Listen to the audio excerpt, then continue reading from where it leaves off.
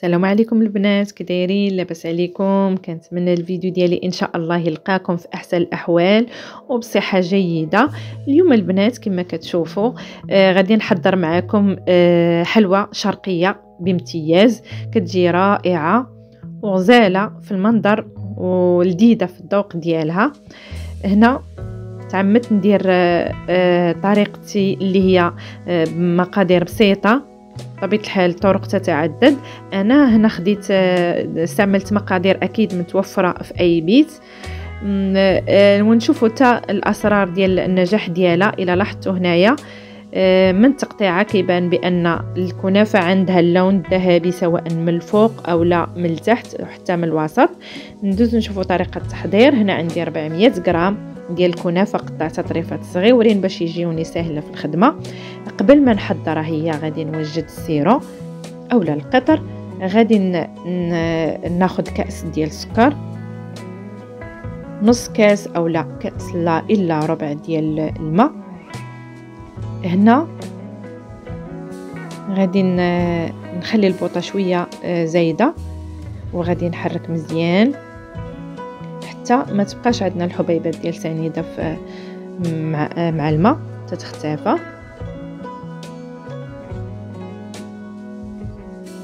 غنستمر بطبيعه الحال في التحريك باش تذوب عندي سنيده.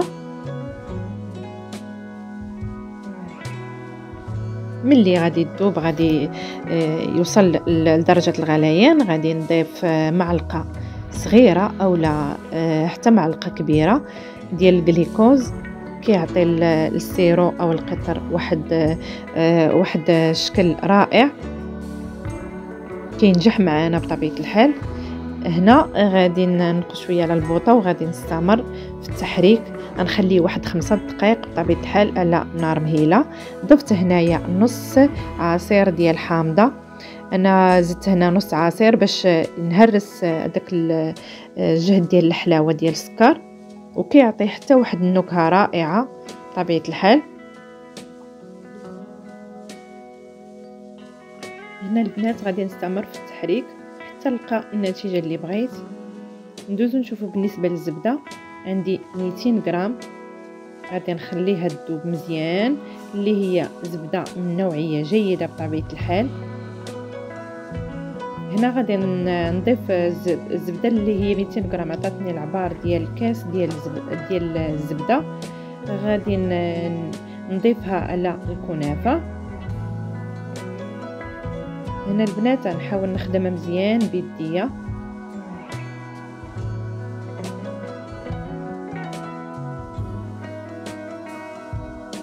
لان ضروري هاد المرحله هذه.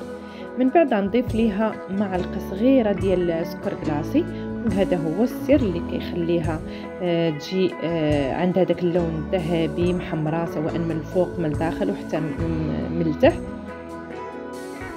هنا نخدمها بيديا. الى لاحظتوا كندير ليها الشكل ديال كسكسو.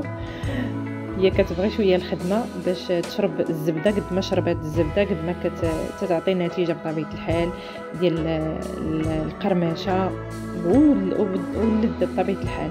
هنا غادي نوجد المول. خديت هنا مول ديال 25.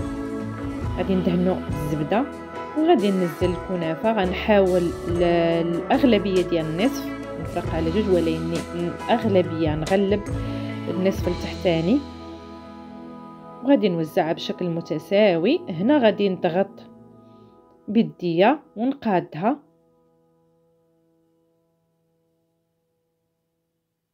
مهم نستمر نقاد الجوانب بطبيعه الحال.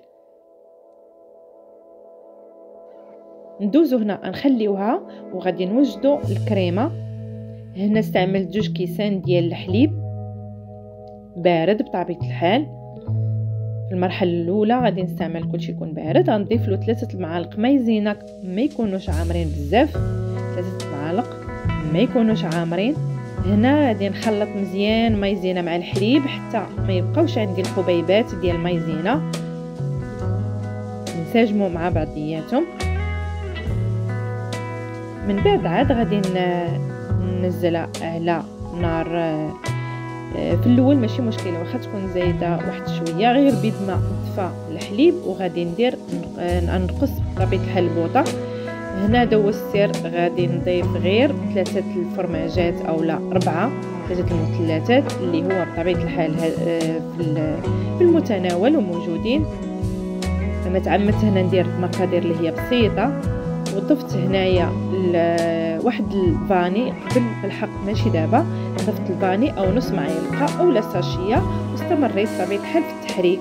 الى لاحظتوا الكريمه كتجي غزاله، واللذه ديال الفاني وديال الفرماج ما نقولش لكم الريحه كتعطي رائعه.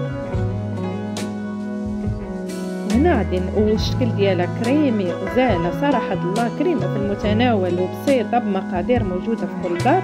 غادي نحاول ننزلها بطبيعه الحال على الجوانب ونقاد باش نعطيها الشكل ديال المول. كاين اللي كيديرها حتى بكريم باتيسري، يعني باتيسير حتى هو كيجي غزال.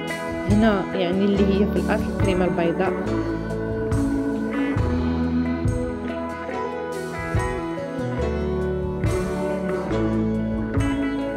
مخليزه هنا 1 2 دقائق البنات، يعني ماشي بزاف لحقاش القوام ديال الكريمه البيضاء يعني قابطه في راسها.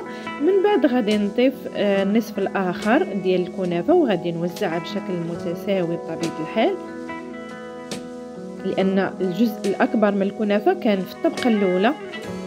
غادي نضغط هنايا بشويه، كنضغط ولكن عيني ميزاني بشويه، مجرد انها تكون مقاده كفايه باش نعطيو الشكل ديالها يكون شكلها مقاد ومتساوي من الفوق. المهم هنايا انا بريباريت الفران، درتو على نار 200 درجه وشعلت عليه من الفوق ومن التحت ما بين 40 دقيقه 35 كانت موجوده. هنا البنات انا قلبتها في طبق التقديم مباشره، نزلت عليها السيرو اللي هو بارد. الكنافه بطبيعه الحال خاصها تكون سخونه، لاحظتوا كيشرب الدغيه. هنا زينت البنات بالمتوفر اللي عندي، بيستاج هو اللي كان، واللي بغى يضيف اضافات اخرين مثلا الورد كيعطي منظر غزال ورائع للكنافه.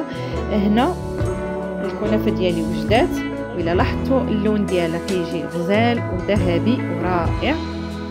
البنات كتجي في التقطيعه غزاله، وكتسمعي هذيك القرمشه ديال الكنافه طيبه من الداخل ومن الفوق طبيعي حلو من الوسط، يعني الشكل ديالها الذهبي اللي انا قصت لكم زعما كيجي رائع. كنتمنى الفيديو البنات ديالي يعجبكم، وما تنساونيش البنات في الدعم ديالكم وتشاركوا الفيديو مع الاصدقاء ديالكم، ونتمنى ان شاء الله نشارك معكم فيديو اخر باذن الله. مع السلامه.